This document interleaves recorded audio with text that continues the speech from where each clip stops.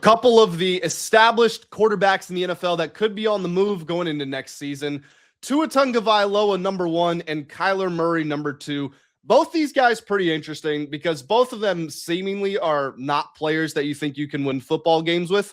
With that being said, they have won football games in their career. I mean, Kyler Murray was the rookie of the year. Tua did lead the NFL in passing yards, I believe, when the Dolphins looked like the most exciting team in the NFL. Tua was the quarterback.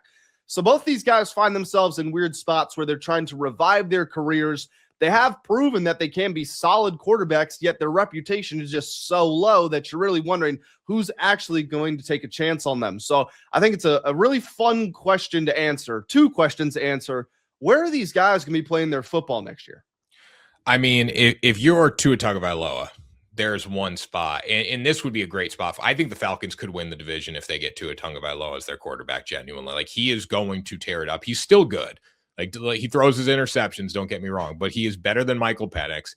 He has won football games, and the fact that he could play indoors and against warm weather teams in the division would just be money for him. You didn't have that luxury in the AFC East when you got later in the season. You're not going to play a cold weather game when you play in the NFC South, maybe Carolina late in the season if it's like raining out. But Carolina is not going to be New England in December or January. The away opponents next year for the Falcons, Carolina, New Orleans, Tampa Bay. So you got the Dome in New Orleans, obviously. The Green Bay Packers, that's a cold weather game. The Browns, cold weather game. Steelers, cold weather game. Commanders, cold weather game. So maybe it's not as good, but like in division at least, you're not going to play a cold weather game. Those are the games that matter in the NFC South. And Tua would probably take the Falcons to the next level, especially with Bijan Robinson there. So I love him going to Atlanta. Whatever thoughts you guys have watching this video, make sure you do throw them down in the comment section below. Also, like the video. It's the number one way you can support us. And subscribe if you're new around here. We got fun conversations like these coming out in videos every single day. I like that landing spot. And I know that Tua to the Falcons has kind of been rumored. It's funny to me because you're going from a massively strong arm but wildly inaccurate lefty to a highly accurate noodle arm lefty. Like, it's for both opposites are both in the same that they're lefties, and that's opposite most of the league, but then it's the total opposite ends of the spectrum versus in the power versus accuracy sort of debate there. Like, what do you prefer? What's better for your offense? I do think this Atlanta team has talent. Like, let's not lie about it. Bijan is awesome. Drake London is awesome. They franchise tagged Kyle Pitts, so he'll be back, and he's gotten better every year, even if he's still not quite lived up to his billing when he was I believe the 4th pick in the draft. Tua going to the Falcons. You know, I said this kind of when I was opening up here.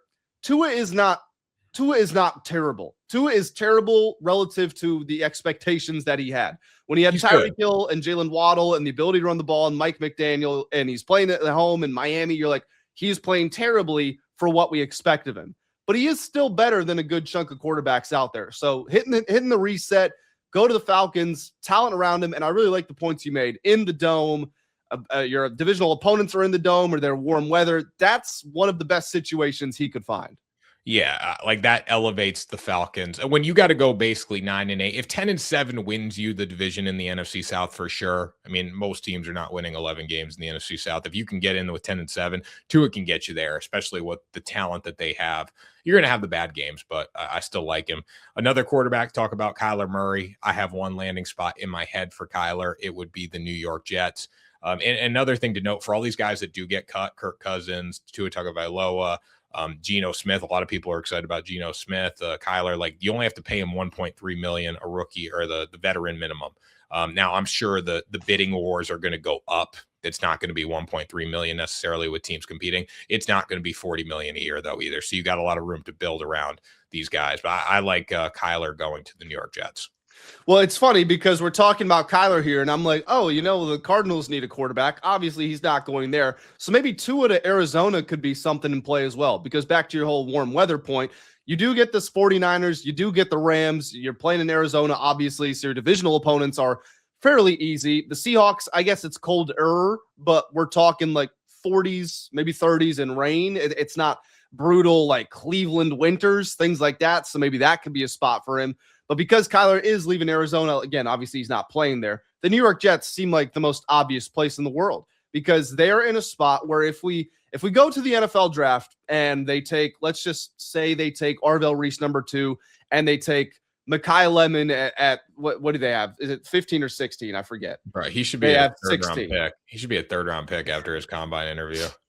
Well, they take Mekhi Lemon, they take Kenyon Sadiq, they take Vega Ioane, Jermod McCoy, like literally take your pick. They add talent to the team. Kyler Murray is a stopgap, if nothing else. He goes there for 1 year. He's all right, but he doesn't convince you, or maybe he's just outright bad. No problem. We've got a draft pick in a QB-rich 27 draft, so we're just going to go there.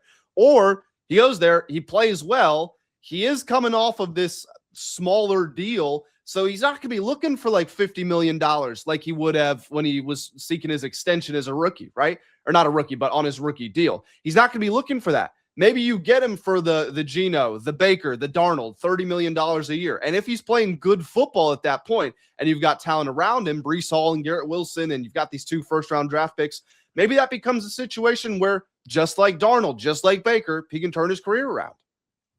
I don't think he's going to turn his career around because most likely he's going to win 6 games, maybe, with the New York Jets 5. Like, Kyler is not the same guy anymore. That's the problem. Maybe playing it against the AFC East where they haven't seen you necessarily like the NFC West has seen you could make a difference for him. But Kyler people figured him out. And that's the biggest issue with him. I still think he's the best option for the New York Jets, and he gives them probably the best chance to win, a better chance to win than Ty Simpson or any other quarterback you're getting out of college, just because of the fact that he has won games in the NFL before. But other than that, I think it's a 1-year deal. And I don't think Kyler's in the league much longer, honestly. Wow. First overall pick in the draft, out of the league soon. Well, I mean, he's just mid. Unless he's going to, like, how many teams can you bounce around to? And the problem with Kyler, he is not the prototypical backup quarterback. Like, that's what hurts him. And that's the only reason I say he's out of the league. Like, most people would go be a backup quarterback, but you want your backup quarterback to be 6'4", somebody that can help run a scout team a little bit. Somebody that you trust coming into football games. I don't think Kyler's that guy at 5'2", you know? There's just not that many teams looking around that Kyler Murray makes sense for. There are teams that need quarterbacks, but Kyler, again, is sort of is a special example. So some of the teams that he could potentially slide into, and I'm not saying that this will happen, but just teams that fit that need of like, yeah, we'll take a guy who's a little out on his luck, maybe has a chance to turn it around, not the best. The Vikings, that's like their passion. That's Kevin O'Connell's passion project. So maybe that happens. Daniel Jones is having a hard time apparently working out a contract with the Colts. They might tag him. They might franchise tag him. But like Kyler would kind of be coming in the same position Daniel Jones came in. And Daniel Jones looked really good when he got to Indy.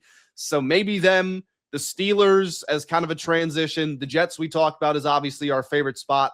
Other than that, if the Falcons are going after Tua, and even if they're not, they've still got Penix. Like there's just not that many landing spots. So I think it's down to those teams. And I'm not putting the Browns in this. Maybe they'll draft Ty Simpson. That's one thing. Go after a rookie, but they just drafted 2 quarterbacks in the last one. They have Deshaun Watson still. They traded Pickett. They traded Flacco. I don't see them going after Kyler. They may go get Anthony Richardson. I saw that report from Matt Berry yesterday. Yeah, Matt Berry dropped that report saying that they were in the market for Anthony Richardson, which would be the dumbest thing. Like you have all these projects on your team, and then you want to bring in another project. And if I'm Anthony Richardson and they offer me if that is the only team that offers him a contract, I'm probably saying no because it's career suicide. Well, all these quarterbacks are going to get squeezed out next year when you really think about it, because right now we don't have enough landing spots for Geno, Kyler, Tua, Kirk, Anthony Richardson, Daniel Jones. 9. What? 9. JJ McCarthy is going to be a guy. He'll stick around as backup because he's young. But then you have Shador, you have Dylan Gabriel, you have Deshaun Watson. Then next year you get this whole class of quarterbacks coming. You have Aaron Rodgers this year. Then next year you get all these quarterbacks coming in. Like some of these guys are going to get squeezed out. There's not enough positions. Let me add some more into that. How about veteran backups who are better than some starting quarterbacks? How about Joe Flacco? How about Marcus Mariota? How about Mac Jones? Those guys are going to want to start somewhere.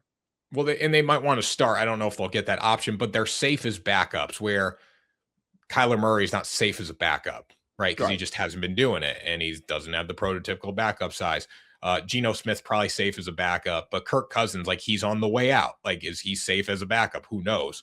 And again, if you're Kirk Cousins, why are you still playing football?